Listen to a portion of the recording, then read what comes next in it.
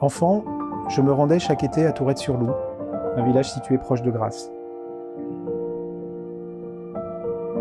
Je garde un souvenir ému des moments passés avec mon grand-père dans son jardin.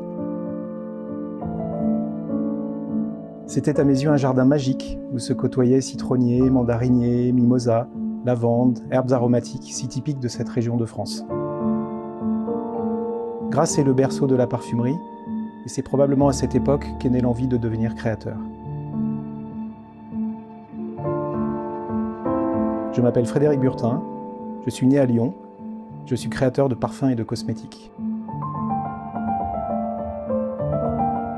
J'ai travaillé comme chef chimiste pendant 15 ans au sein du groupe LVMH pour des marques de luxe telles que Dior, Givenchy ou Fresh, avant de créer ma propre marque de parfum, Institut Très Bien. Puis j'ai fondé le laboratoire de création Experis en 2006 et collaboré depuis avec plusieurs marques comme Diptyque. Nos parfums sont produits dans un centre de fabrication historique certifié vegan, situé à Grasse, région très préservée du sud de la France.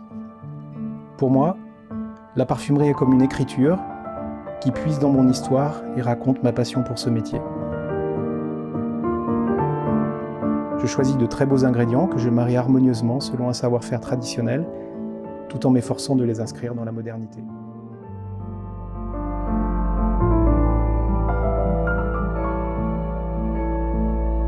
Le parfum signature spécial cheveux de Botalab commence par les merveilles de la nature.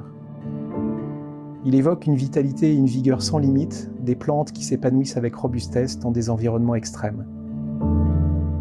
Ce parfum dynamique se caractérise par un mélange harmonieux de mélodies boisées, de senteurs naturelles délicates et d'éléments aromatiques apaisants. Il embaume la salle de bain d'une senteur chaude et sereine, délicieusement humide. Des notes subtiles, boisées, vertes, aromatiques, s'entrecroisent. Elles laissent la trace persistante d'un parfum profond et nous transportent dans un endroit spécial de notre imagination, comme l'expression d'une réminiscence. Quand la lumière chaude du soleil et la brise traversent doucement les fleurs, les branches, les fruits, faisant jaillir l'énergie de la nature, le parfum signature vegan de Botalab en capture toute la beauté et la vitalité originelle. Avec un départ d'agrumes vifs qui effleure le bout du nez, ce parfum dévoile une note boisée douce et agréable qui évoque l'écorce d'un arbre, transformant ainsi la vie quotidienne ordinaire en une expérience sensuelle. Ce parfum revigorant apaise le stress et la fatigue accumulés tout au long de la journée, offrant un moment de tranquillité qui rappelle la nature.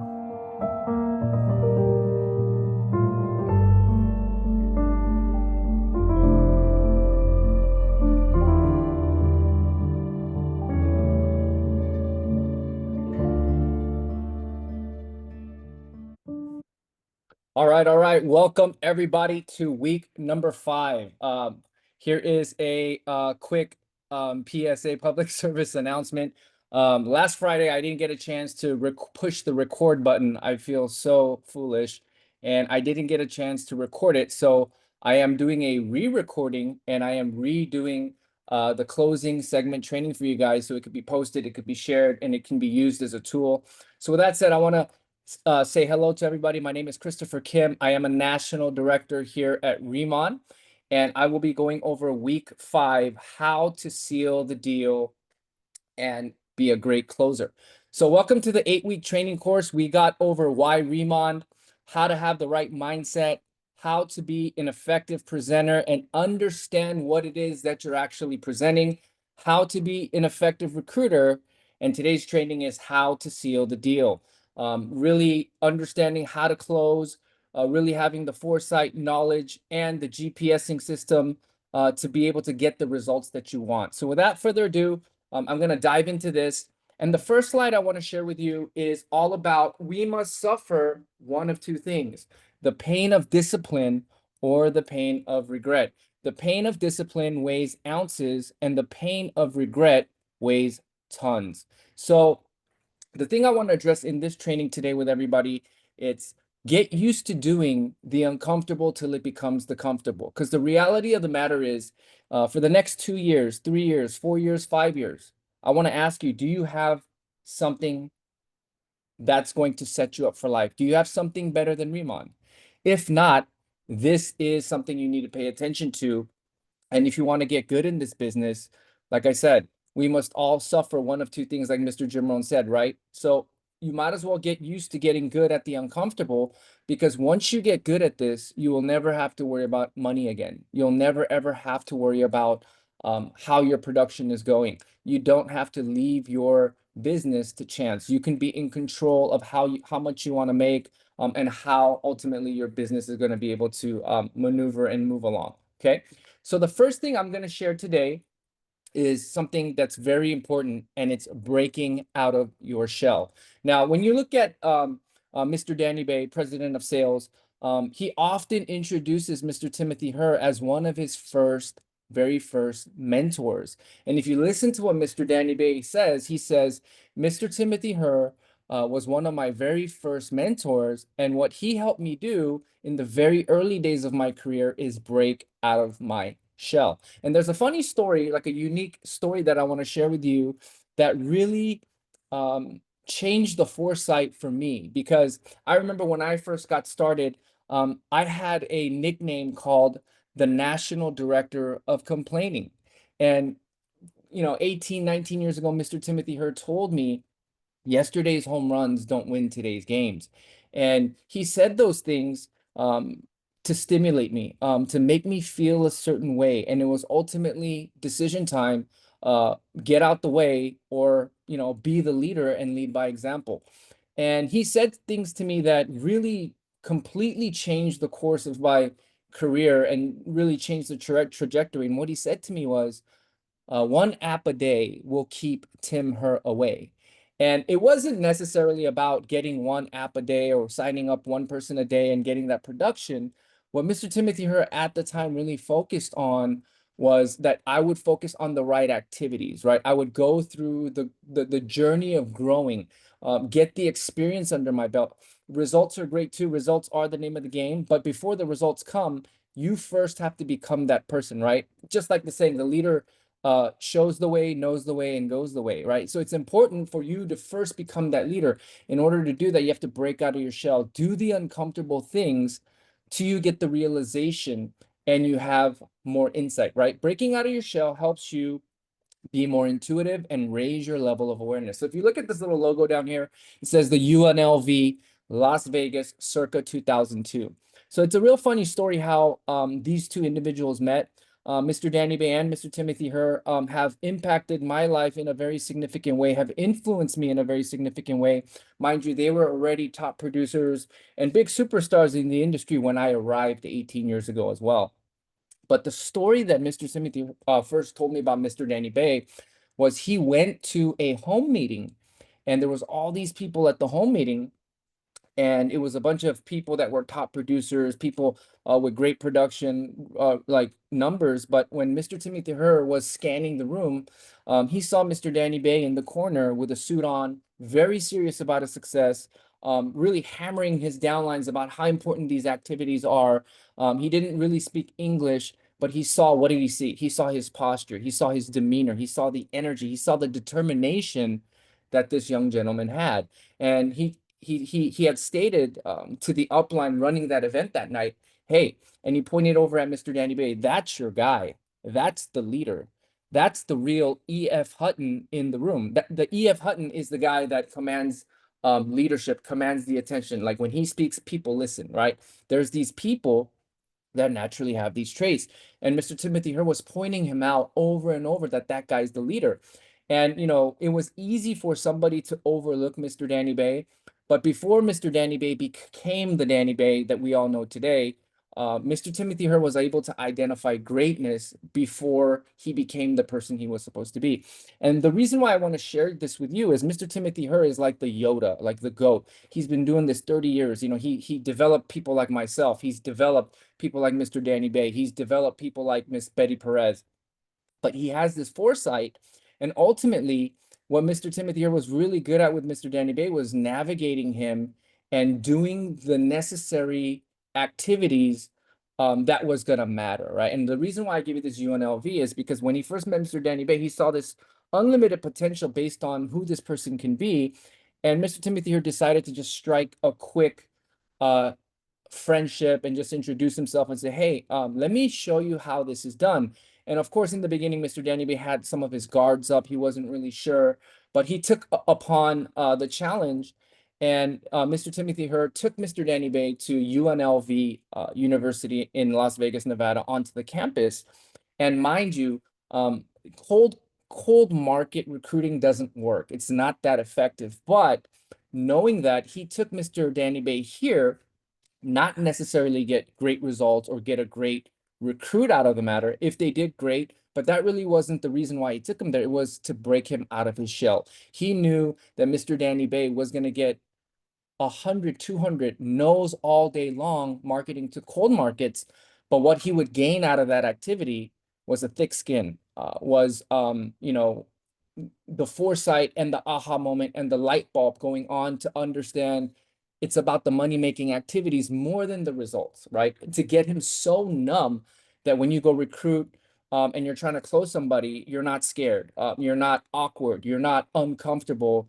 It just becomes like second nature. So it was that exercise and that mental preparation that he was trying to show Mr. Danny Bay and break out of his shell. So when you hear Mr. Danny Bay's testimony about Mr. Timothy Herr, you'll hear that saying, breaking out of your shell. But it's so important to break out of your shell when you want to be an effective closer. The reason for that is because oftentimes there's always going to be three types of closers in our business. And it's not just our business, right? It could be in insurance sales, it could be freelancing, it could be door to door, it could be telemarketing, network marketing, anything that is a commission based. You're going to often find that there are three types of closers. The first one is what I call good closers. You see, good closers sell features, right? And it's very easy, right? If you're determined, you're motivated, you have this burning desire, and you're willing to do the work, you're willing to put in the time, you're willing to do the money-making activities, then you're going to be able to sell features, right? Why? Because the product confidence is there, right? You're going to be product orientated. Most people become good closers, right? Because they lead with the product. There is an opportunity aspect for people to join you, make money together. And I would say this is where you would kind of scratch the surface. But as you start to move along and mature in the business or age like fine wine, as I would say, you start to evolve and become a great closer. And great closers are able to sell outcomes. What I mean by this is they become leaders. They're often duplicatable. They're consistent, persistent. There's a saying, right? If you're persistent, you'll get it. And if you're consistent, you'll keep it, right? And these types of leaders that often turn into great closers are system driven. They're very, very detailed and emphasize the duplication of the business. But as more and more time passes by and you go through life, you get experience. And what I talk about aging like fine wine, you often end up becoming an elite closer. And a great elite, an amazing elite closer is able to sell feelings, right? And this is why we often emphasize posture, and often it's always going to be about the transfer of emotion of how you make somebody feel. Now, this little picture right here is a movie from the 90s called Glengarry Glen Ross. But what makes this so compelling to me, and the reason why I put this picture up here, now I have to give you a warning. This is a parental advisory movie, a rated R movie. It's not suitable for kids to be around to listen to this, but you can go on YouTube and go find the clip for yourself. And it's very aggressive. It wouldn't be something that ladies would likely relate or bond with. But what I wanted to show you here is Alec Baldwin as an actor does an amazing job of portraying as he acts the transfer of emotion as a sales agent. He goes off on to the people that make excuses, can't deliver results, and he's this top producing sales producer, and he comes in to give these people a wake-up call. But remember, what he is explaining, if you could kind of read through the lines and some of the profanity and the aggressiveness, he's talking about the transfer of emotion, having posture, and a great closer, a great salesman, somebody that sells something, an elite one, is able to transfer emotion and sell feelings. So when you get a chance, try to go on YouTube, go ahead and take a look at this clip. Don't put too much weight on it, but this is really the psyche of how to deliver that transfer of emotion, right? So embracing your journey from good to elite. And this is what I was talking about. You know, every great leader, every great teacher was once a great student. And when, you know, Mr. Timothy Herr, Mr. Danny Bay first got started, they were able to be good sellers. Why did they become good sellers? Because they had the motivation, they had the burning desire, they had the willingness to do the activities, and they were able to borrow their upline's confidence, their sponsors' confidence, product confidence. They were able to embed themselves into a system and um, really become coachable. And through a duplicatable system, they were able to sell features and get, you know, their footing into the business, right? But over time, you become serious about the business. You take notes. I covered this in my previous training for the 4 stages of leadership competency. But when you first start, you start at unconscious incompetence, right? This is like a brand new planner. They don't know what they don't know. They don't know what to do, and they don't know anything, right? But over time, on your way to become a great closer, right? You become conscious incompetence where you understand that you don't know and you don't have the capability, and the help of your upline is required. And over time, you learn how to do a presentation, you learn the comp plan, you understand how these products work, and now you're conscious competence, right? Maybe you're a team leader. This is really where great closers end up, at conscious competence, right? In that third level, right? At this point, you know, at this juncture of Mr. Timothy Herr or Mr. Danny Bay's career, you know, they were really, really great students of the business. They were top producers, top money earners. And if you look at this picture right here of Mr. Timothy Herr, this is a picture of Mr. Timothy Herr winning a competition and receiving an S500 Mercedes for the first time, getting his trophy by his mentor. So if you look at this picture to the left, there is a gentleman standing next to Mr. Timothy Herr. This gentleman is also like a first generation icon of our industry. He actually mentored Mr. Timothy Herr. He mentored Mr. Danny Bay in the early days. I also had a chance to be mentored by this gentleman for about 6 months in the later last stretch of that company we were all together with. And if you look at this picture of Mr. Danny Bay, what happened? He was super coachable. He became a great leader, and he duplicated his upline, and he went ahead and even got an S500, right? So great closers are able to sell outcome because they're masters at duplication. They copy their upline. They're already programmed to copy the successful people. But over time, when you become unconscious competence, right? This is second nature. You don't have to think about breathing. You don't have to think about running. You just do, right? And when you become unconscious competence, this is like the pinnacle where you've aged like fine wine. And you get to a point where elite closers are able to sell feelings, that emotion, that transfer of emotion, having posture, right? How many of you guys enjoyed Mr. Danny Bay his messages and training on stage? How many of you guys enjoyed Mr. Timothy Herr's training at this past 2025 Remon Roadmap Convention? It was amazing, right? You left with this ignited fire in your heart. They were able to transfer that emotion. So the next slide I'm going to go over is a really cool video. Obviously, I share a lot of training content regarding Mr. Brian Tracy. He has impacted my life significantly. Just by the way he delivers his message, I was able to kind of relate with him the most, and I was able to vibe with his messages, and it really gave me a turning point. It really gave me an aha moment. It really gave me that light bulb to turn on when I needed it most, right? So this video is all about when closing, why your warm market matters most. Okay. So I went to Google and I looked at the AI overview, and I asked closing stats with a warm market. So what is a warm market? A warm market is usually people you know, people that you already have a foundation of trust, right? And what is a cold market? A cold market is usually people you don't know. There is no layer of trust. And it's kind of like, shooting in the bucket, throw something on the wall, maybe something will stick. But let's see what the AI overview has to say here on Google. Based on industry data, closing rates for a warm market, which are contacts who have an existing relationship with you or your business, can range from 15% to over 30%, with some studies citing rates as high as 50%, meaning in a warm market, maybe even 1 out of 2 is a conversion rate. Maybe talk to 1 out of 2, you're going to get them to join, right? 50% for high intent warm leads. This is significantly higher than the average closing rates for cold leads, which hover around 1 to 2%. So the wide range in statistics depend on the specific sales context, but several metrics illustrate the effectiveness of warm market and referral-based sales. So this video I'm going to share with you, he's going to talk about really what the new standard is for being able to sell, and he's gonna emphasize something about feelings, so please pay attention. If you're in sales, as I was for many years, you don't really have a choice over the product. You have to assume that your company has produced a good product or service and they have priced it well in a competitive market. So your job is to sell more of it. And this brings us to the great breakthrough of the 21st century, is that all sales in the 21st century are relationship sales. They're relationship sales, which means that people do not buy the product or service, they buy how they feel about the person selling it. And then the product or service becomes important.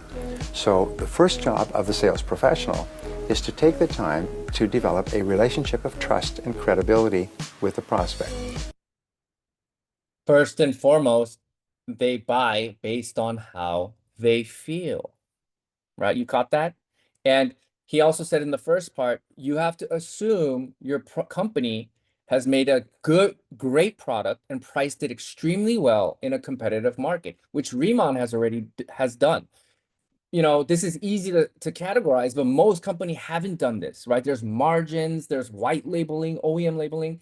You know, there's probably a main manufacturer making for all the same companies, but not Riemann, right? This fits the true profile that Brian Tracy's talking about. And remember, I talked about elite closers sell feelings. And Brian Tracy talked about they're selling feelings, and people are going to buy based on how that individual made them feel. So the most important part to remember is selling feelings and going after your warm market. Having posture and confidence. If you're in sales, always build trust. Now, let's go over the most important part. Why do the top producing planners get rejected more and they still win? Think about that. Why do top producing planners get rejected, I will say, way more and still win? Why is that? Because top producing planners use a formula. They close with a very, very predictable formula, and top producers play on a different playing field, a completely different playing field than most. So what does that playing field look like? So this is a predictable formula that we always use.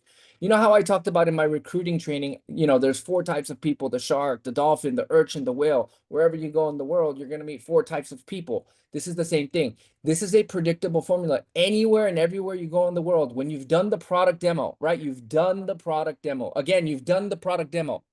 You've led with the product. You've got them jacked up.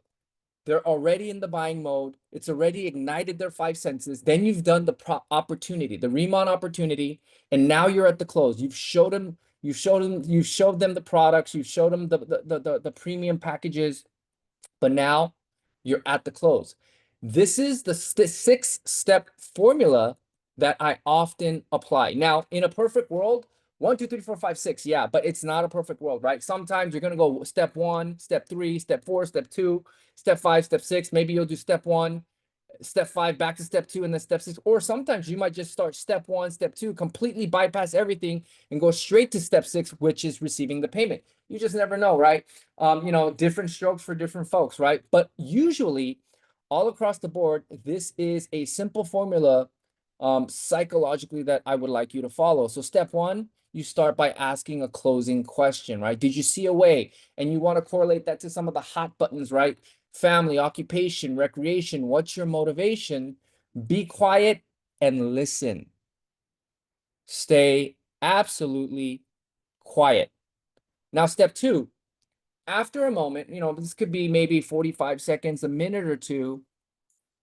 Then you want to go into step 2 for the assumptive close, meaning fill out their application for them. Expect that they're going to start, because by what you're doing psychologically is you're going to start a leaning forward motion, being the leader, and they're going to automatically follow you. Like the best analogy I can give you is like if you see a herd of sheeps, right?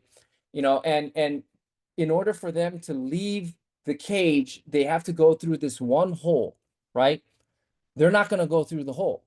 What's it going to take? It's going to take the shepherd or the lead dog to first go through the hole first. And what's it going to take? It's just going to take that very first one sheep, the first sheep, to go through the hole. And once they go through, all of them follow through, right? Just like that. It's about you as the leader having the assumption they're going to start with an assumption close. Here, let me fill out your application for you, right? You send them the link and you fill out give me your legal name. What is your date of birth? What's your address? What about shipping address? You do it for them, right?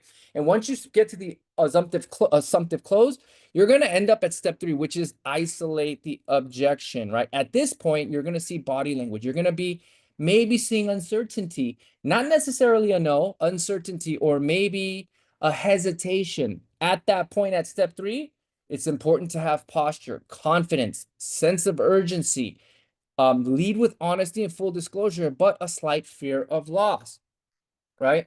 And really good closers move along straight to step 4 really quick and move to the I know how you felt, I know how you feel, I felt the same way, but what I found out, right? Feel, felt, found. And here's what I found out. And they start to relate really fast, right? When you relate, this is going to alleviate questions. It's going to alleviate doubt. And then this is the time when the objections start coming out. When you're starting to create that cushion, you're making it comfortable for them to start asking questions. People will be afraid to not join you if they know you know where you are going. If they are still there, it means they want in. Convince me again. Keep going for the close. Now, what this means is when you get a real no, you're going to know it's a no because they're going to get up. They're going to cut you up. They're going to shut it down, shake your hand, be cordial. Thank you for your time. And they're going to leave. And that's okay because not everybody's going to get started. But you know what? Being rich ain't for everybody either. Being successful isn't for everybody either. It's for the people with an open mind, willing to take the action, right? So on this objection part, just remember, have the posture. But I'm going to get into more details when it comes to the overcoming objections later on into this training. And when we get to step 6, automatically assume that they will pay, receiving the payment. Ask, Visa, Amex, or MasterCard. And again, stay quiet. Stay quiet. I'm going to really go into detail about why we're staying quiet. And then you go for the close and assume they're going to start, have posture. But if you don't get the close, which is totally okay, because not everybody is going to get started at the same try. And not everybody's going to say, yes, this is totally normal. It's a process, right? There's going to be people that just get started. There's going to be people that think, have to process some stuff. And then there's people that'll get started a little later, better late than never, right? And there's a process to all 3 steps, right? But if you don't get the close, leave them happy and make sure you get them to the next event. This is why we always say, leave them happy, right? It's all about how they felt about you, okay? But remember this, the best in the game will hear a no and barely even flinch. And why is that? It's because average salespeople tie their confidence literally to the outcome, right? It's that emotional roller coaster I was talking about, right? And it's because maybe you're conscious and not possible. You know what's going on, but you're not capable.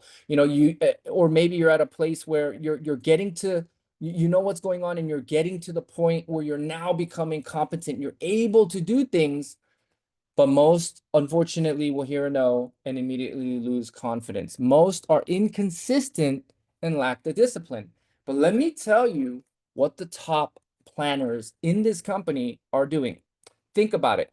We're in the same company. We sell the same product under the same guidelines of the pay plan. We all have the same 24 hours in a day. But how and why is it some have different results and are doing better? Again, the best in the game will hear a no and they will barely even flinch. And here's why.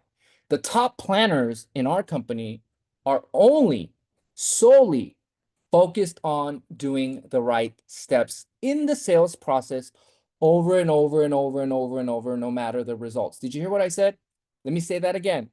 the top planners are focused, the top producing planners are focused on doing the right steps in the sales process over and over and over, no matter the results. So what does this mean?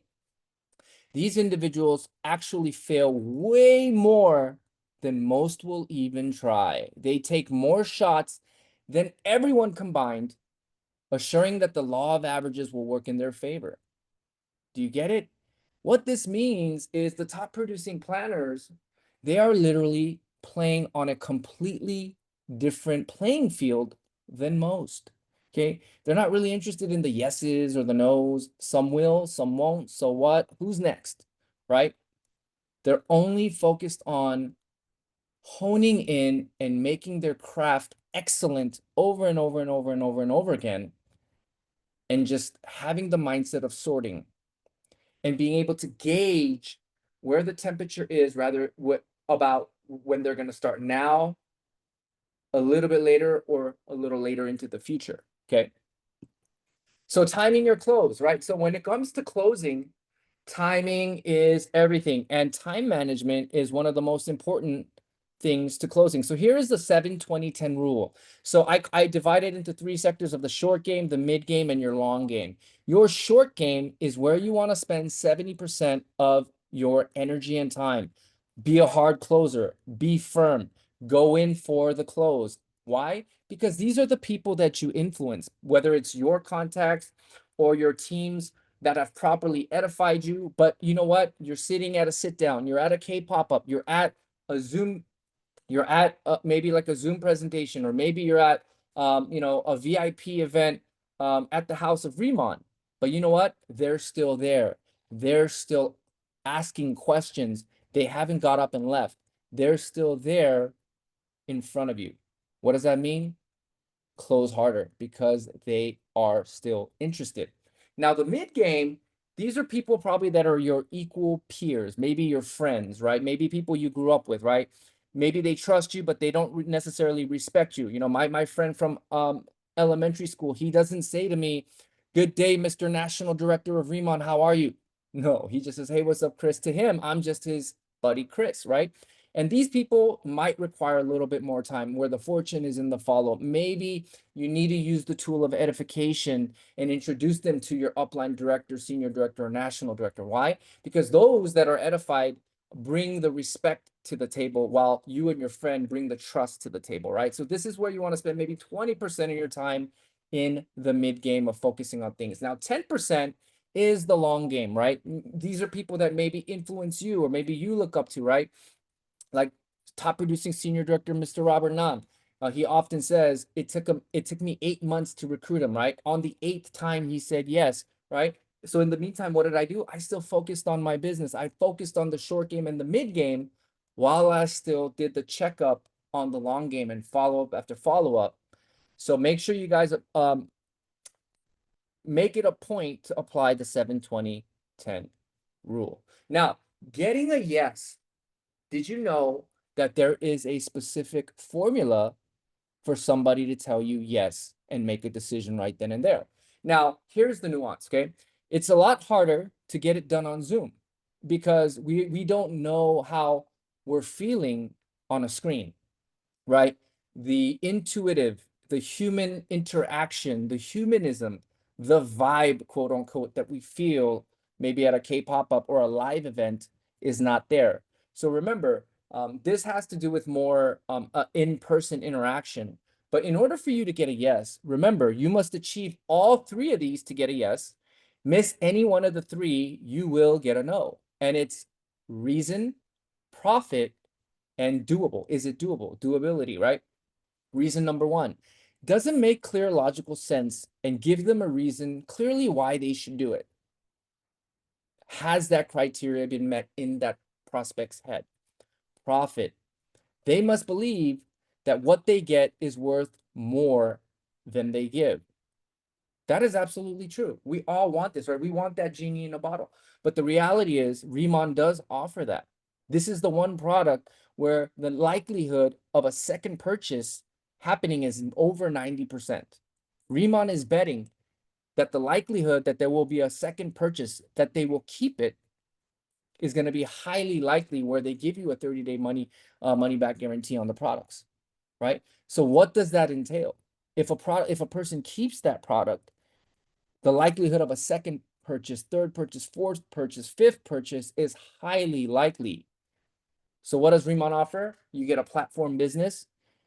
For enrolling a customer once, every time they buy, you get paid over and over and over and over again. It fits the bill. Now, is it doable? Now, these are easy, scalable actions that are needed for success. They must be able to execute it, and they must believe that they can do it. Okay, now remember, this is the closing part. So when offering starter sets and getting them to commit, also, yeah, I reach for the stars, I aim high, but I'm also practical, right? You don't want to be so militant or robotic where it's not flexible and it snaps, right? You want to be a little nimble. So whenever at the close, when offering starter sets, find the balance between affordability and the best value for your time, right? You don't want to lose them over a starter set. Why? Because getting the close, getting the packages in, getting the sale is absolutely important. That's the fun stuff. That's the money-making stuff. But what's more important is the time investment of that new planner. That's what you're not supposed to miss. That person's time investment with you. That's what's going to ensure, in turn, your business is going to grow. All right. So remember, if those three criteria have not been met, you will get a no.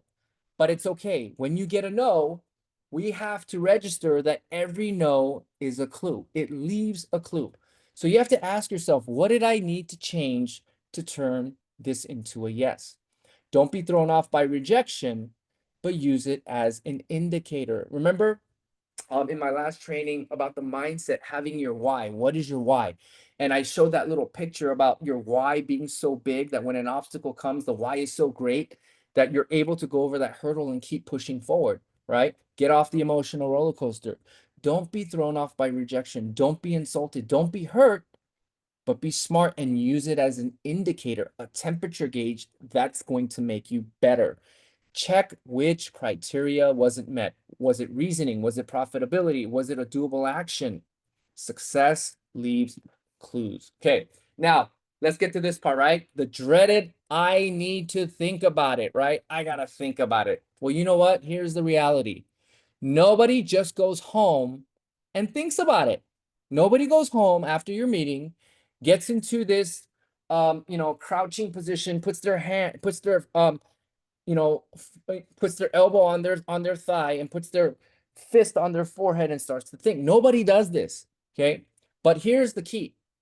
There's a lot of missed chances from failed awareness, okay? When somebody tells you I need to think about it, this is the calling card for you to figure out one of the two. Number one, they don't want to buy. They just don't want to buy. They're not interested and they're not going to buy. That's okay. Don't be hurt. Don't be emotional. Some will, some won't, some wait. So what? Who is next? But in the event they do want to buy and they're still there, the body language is saying something different from what they're speaking. The important key is to find out what the unvoiced concern is. And you can do so by asking questions. And a lot of the times, 9 times out of 10, it could be the monetary issue. Okay. But remember, the key is to ask questions and figure out one of the two.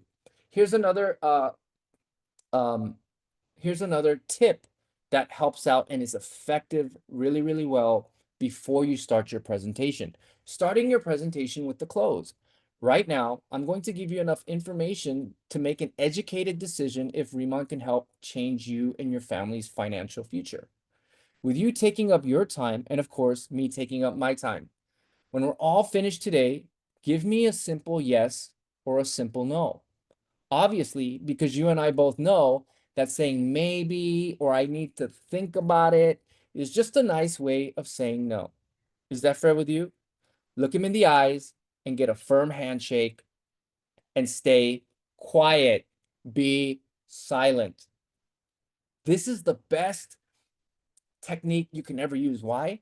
Because you're taking away the excuse from the beginning. You're taking away the reason for them to not, you're taking away the actual reason and excuse to say, I need to think about it.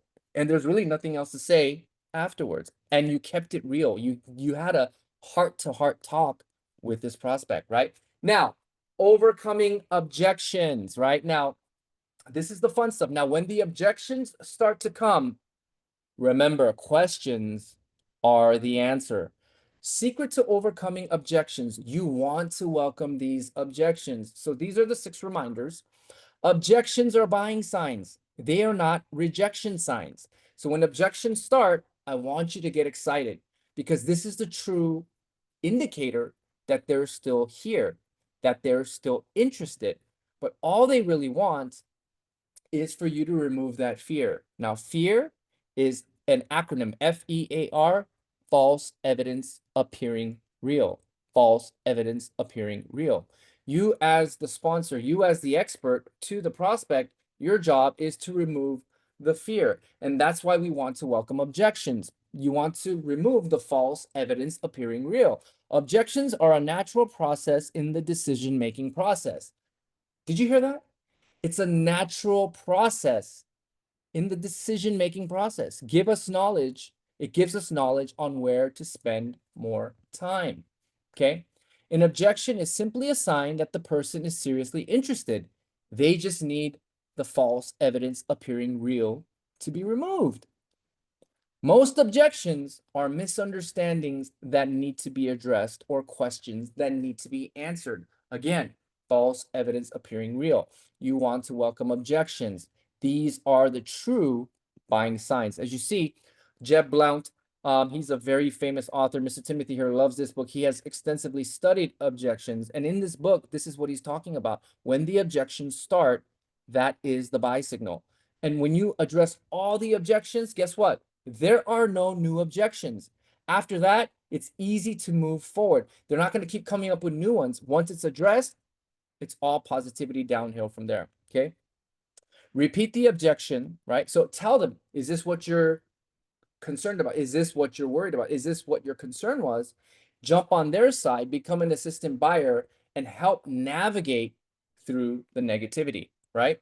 And also, here is another technique, taking it away. So why do some people buy more or insist on joining when you tell them not to? Why do they all of a sudden flip and insist on joining or insist on even buying? Let me tell you why. Reverse psychology in sales, it actually works. The quote unquote, maybe it's not for you, or maybe some other time we could do this another time, quote unquote. When you take it away, there is a psychological shift that happens. Something absolutely powerful happens. What is it? The pressure to buy is removed immediately. That pressure, the fear of wanting to run away, immediately subsides. So what happens? The actual point of view completely flips. Subconsciously, they justify why it's a great purchase or a commitment or why they need it, right? Suddenly now it feels valuable and needed. So ultimately, nobody wants to be sold, but everybody loves to buy if it's their decision. How is that so true? I can totally relate with that quote. Now, when we get to the payment, this is the fun part, guys. Payment. State it clearly and stay silent. Just be quiet. It is decision time. This is prime time, go time. You know, see, most tend to panic in the silence, right? They say, like, you could cut the silence with a knife and you can hear it, right? But there is no need to justify pricing. They know it too. So let them think, let them process, and wait for them to speak first. Because if you have the posture, you're confident about your price and the value you bring, your customer, your future planner, they're going to be confident about the purchase, right? So on the bottom, look at these 2 pictures, right? There is a Girl Scout cookie stand and there is a cashier. Let me talk about the Girl Scout cookies, right? When we talk about coming in with posture, this is what mindset I would like you to have. Think about the last time you bought Girl Scout cookies, right? They asked you to buy a box or 2. When you bought that Girl Scout cookie, remember you didn't think twice. You just bought it. You picked out maybe the chocolate chip mint cookie or the caramel coconut cookie, the ones, whatever your favorite one is, or the vanilla cookie. You didn't think twice and you just bought it, right? And when those girls sold it to you, they weren't scared to ask you to pay. They weren't scared to ask you to pay. So let me tell you about this dynamic here. When I talk about affordable luxury and K-beauty, the reason why most women fret in buying cosmetics is because they don't want to drop $300, $400, $500, $600 on a face cream, let alone maybe have to go to their spouse and get some permission. And then, you know, maybe they bought it and it didn't work, and then now they're out $500, $600. But when it comes to affordable luxury K-beauty, a population of 50 million people, the dermatology cream sold 40 million and it's $60, 30-day money back guarantee. Your customer, your consumer won't think twice and they'll just buy, like Girl Scout cookies. It's going to be such an easy sale. And in that journey, you're going to grow. You're going to understand. You're going to have a realization on how to do this business, an aha moment, right? And again, these Girl Scout cookie sellers are not scared to ask you for your money. This cashier, when you're checking out, she says, Visa, Amex, or MasterCard, how would you pay? How would you like to pay cash? She is so natural and confident in asking you for payment. I want you to have a cashier's confidence. As a matter of fact, that's the posture. That's the confidence. That's the confidence that planners are going to buy into and make that decision because they felt like they could trust you and you can take them where they want to go. Remember this. So remember that yes is not a goal. It is an outcome. In the beginning, it is a goal to get the yes, right? We want to get the yes, right? But also, it's all about getting the outcome with prioritized knowledge and strategy. And when you apply the right actions, the right formula, the decision comes naturally when you focus on the right actions, right? Remember, the formula in getting a yes, are these three criteria met? Reason, profit, and doability. And also, when I get to the close, am I prioritizing the 6-step formula in closing, from getting everything out the way, presumptive close, asking a closing question, cushion, overcoming the objections, and signing the application for them and putting in the payment info for them and welcoming them to the team. So these are really the formulas you need to focus on. The decision will come naturally when you focus on the right actions. So these are some of the quick start bullet points to how to close. Have posture, be confident, have a sense of urgency and fear of loss, because those that know where you're going will be scared not to follow you. Have the application ready. Be ready to send your enrollment link. Be ready. Always expect the premier starter set. You decide what duplicates and what your time is worth, but also have that balance to let people get in where they fit in. And when they actually see the value, realization towards the value, you could always upgrade, right? The fortune being in the follow-up. Did you see a way? Hot button, right? This is where when you first start with the closing question at the assumptive close. Ask a closing question. Listen carefully. Relating with feel, felt, found. I feel the same way. I feel the same way. I felt like that too, but here's what I found out, right? You know, often I like to describe it as when I first came, I was skeptical, doubtful, and negative, but in the back of my mind, I was hopeful. 7 no's equals a yes. The fortune is in the follow-up. 15% of people that do more than 7 follow-ups get 75% of the entire production. Fill out their application for them, right? Do the enrollment link with them. They're going to feel more confident, feeling like there are no errors. You're removing the fear. People will be afraid not to join you if they know you know where you're going. If they are still sitting there, remember, they want in. If they're a no, they will clearly let you know, tell you have a nice day, and ask to be excused. Some people close to live, others live to close, right? Some people close because they have to, but some people, they do it with passion because they want to change lives and they find the thrill in growing and duplicating this business. If you don't get the close, leave them happy and get them to the next event. Remember, our business is all about promoting the next event and a series of pending events. So here's what I want to leave you with this as I close. In the world of recruiting and closing, potential planners and customers were never yours to begin with. So what does that mean? You have everything to gain and nothing to lose. You miss 100% of the shots you do not take. Have no fear. Have posture. Be brave. Why?